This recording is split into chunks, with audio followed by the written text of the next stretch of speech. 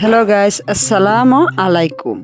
আজকে আমি এসেছি আমার স্বপ্নের বাড়ি তৈরির কিছু কাজ নিয়ে।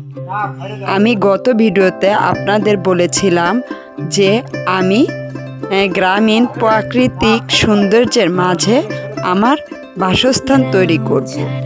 ঠিক তাই করতে যাচ্ছি আজকের এই ভিডিওতে।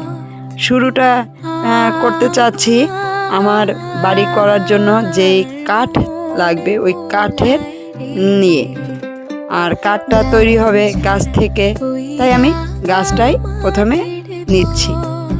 ঘর তৈরির জন্য প্রয়োজন কিছু কাঠেরই। আমি এবং আমার হাজবেন্ড কিছু দিন আগে বেশ কয়েক বছর আগে গাছ লাগিয়েছি।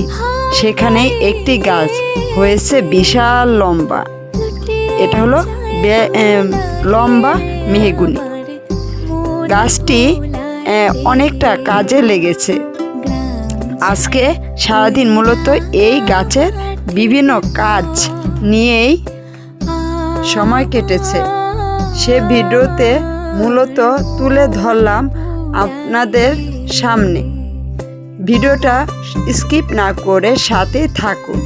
যেহেতু রোজার মাস, সেহেতু আমি রোজা রেখে ভীষণ ক্লান্ত।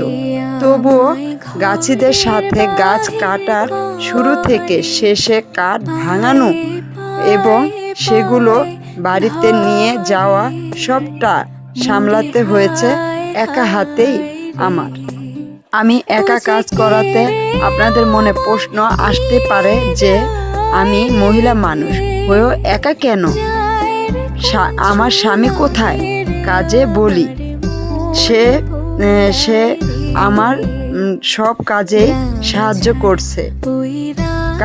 সে কিভাবে করছে এটা জানতে চান?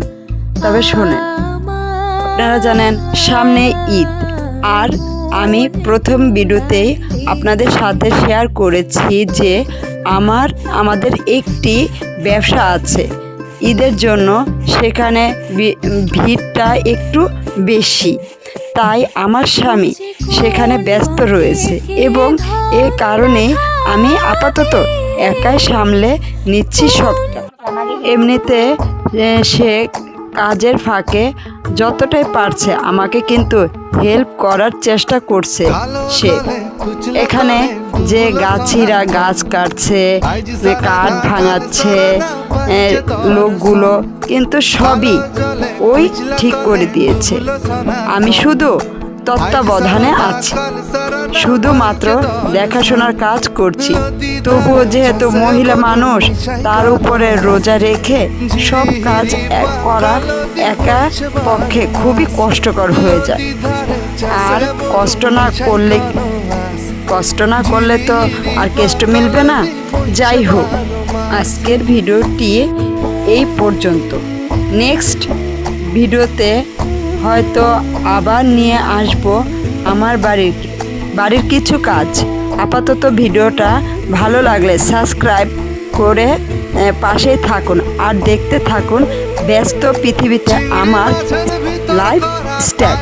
ধন্যবাদ।